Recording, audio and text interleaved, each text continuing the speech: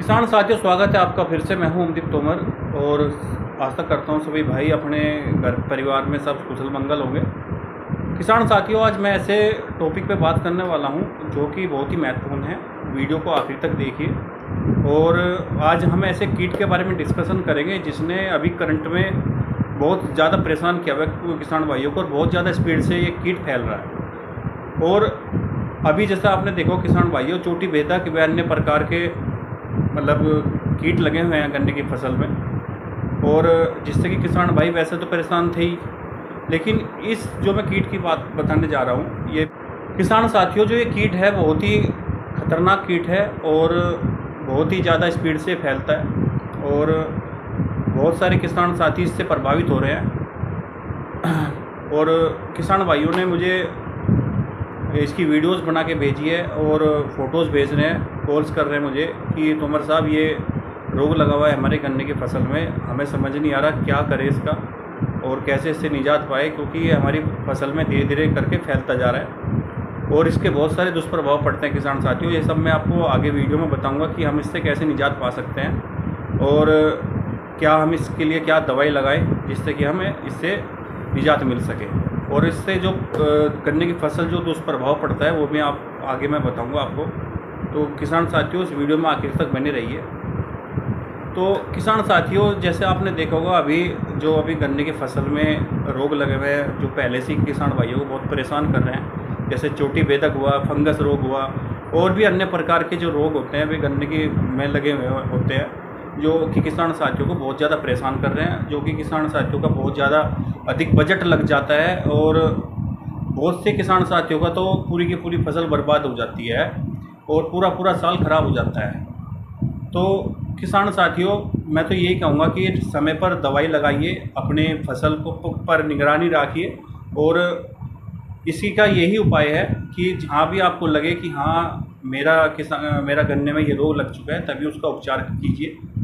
और हल्की दवाई तो वैसे भी लगा के रखिए, क्योंकि मैं जहाँ तक मेरी सोच है कि जीरो 238 जो गन्ने की वैरायटी है, इसमें सबसे ज़्यादा रोग आ रहा है, और इस जो भी किसान भाई इस वैरायटी को अभी बुआई में इस्तेमाल कर रहे हैं उसको उनको ध्यान देने की बहुत ज़्यादा ज़रूरत है कि क्योंकि विभिन्न प्रकार के रोग इस गन्ने की प्रजाति में आ रहे हैं। और अभी मैं जिस मैं अभी कीट की बात कर रहा हूँ जो अभी बहुत ज़्यादा किसान साथियों को परेशान कर रहा है, वो रोग का नाम है माइट, जिसको घुन भी बोल देते हैं। माइट क्या करता है किसान साथियों, ये हमारी जो गन्ने की जो फसल होती है और उसकी जो निचली जो परत होती है, उस परत में बिल्कुल डिजाइन सा बना देता है, लंबी लाइन बना देता है।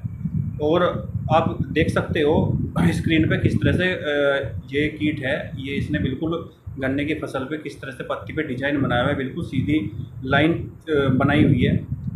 और ये क्या करता है कि धीरे धीरे करके ये जो लाइन होती है ये कन्वर्ट हो जाती है रेड में, मतलब गन्ने की जो पत्ती होती है वो बिल्कुल रेड कलर में कन्वर्ट हो जाती है।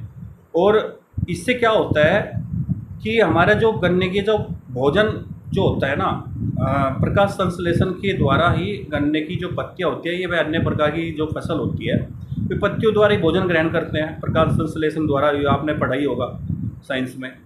तो वो क्या करता है, ये जो माइट जो कीट होता है ये क्या करता है, ये उस प्रक्रिया को रोक देता है।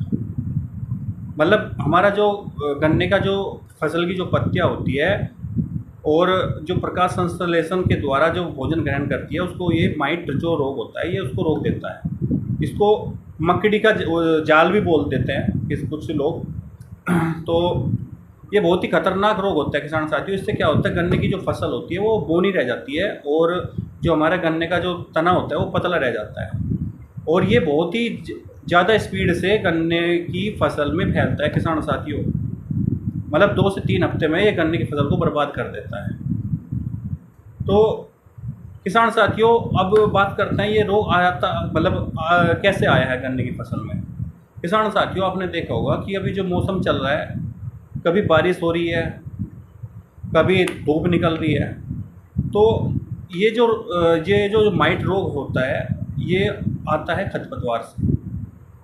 जो हमारे गन्ने की फसल में जो खरपतवार होते हैं, क्योंकि इसका ये आशियाना होता है और भोजन भी यही होता है।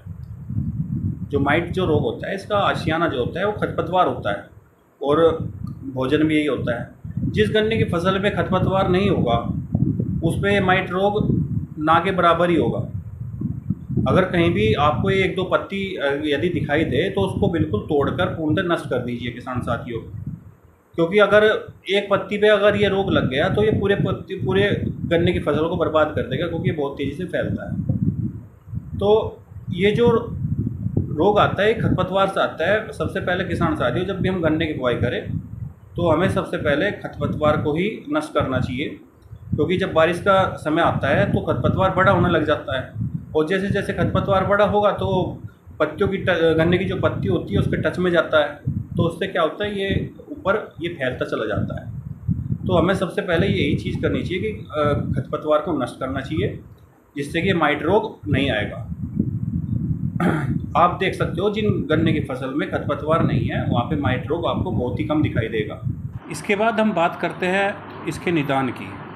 तो किसान साथियों, इसके लिए जो मैं दवाई बताऊंगा वो है ओमाइट, जो कि 400 ml की शीशी आती है, जो कि 1 एकड़ के लिए होती है। और आप 200 लीटर पानी में इसको मिलाकर अपने गन्ने की फसल में छिड़काव कीजिए और इससे बहुत अधिक मात्रा में आपको निजात मिलेगा। और आपका जो ये माइट जो रोग है, और ऐसा भी हो सकता है किसान साथियों कि आपको 15 दिन बाद फिर दोबारा से स्प्रे लगानी पड़े, लेकिन ये पूर्णतः नष्ट हो जाएगा। अगर आप एक बार स्प्रे करने के बाद आप उसको 15 दिन बाद फिर चेक कीजिए, अगर लगे आपको कि अभी पूर्णतः नष्ट नहीं हो तो आप दूसरा स्प्रे लगा सकते हो। और यदि पहली स्प्रे में नष्ट हो जाता है तो उसको आप मत लगाइए दोबारा। और किसान साथियों, ओमाइट ही इसका मतलब दवाई है इस रोग के लिए, आप इसका इस्तेमाल कीजिए और अपने गन्ने की फसल पर निगरानी रखिए। और जहाँ पे भी आपको 1-2 पत्ती पे ये रोग दिखाई दे तो आप उसको तोड़कर नष्ट कर दीजिए, क्योंकि ये जो माइट रोग है किसान साथियों, ये इसकी जो गन्ने की जो परत होती है ना, जो फसल पत्तियों की जो परत होती है उसको अंदर ही अंदर खाता रहता है ये, जिससे कि गन्ने की जो पत्ती होती है वो बिल्कुल मतलब उसका जो प्रकाश संश्लेषण द्वारा जो भोजन ग्रहण करती है वो बिल्कुल लेना बंद कर देती है, नष्ट हो जाती है पत्तियाँ और पत्तियाँ धीरे धीरे लाल रेड पड़ जाती है। तो किसान साथियों, मैं आशा करता हूँ मेरी दी हुई जानकारी से आप संतुष्ट होंगे, और यदि आप संतुष्ट हैं तो वीडियो को लाइक कीजिए और दूसरे किसान साथियों को शेयर कीजिए, जिससे कि वे भी इस रोग से निदान पा सके। धन्यवाद। जय हिंद, जय भारत।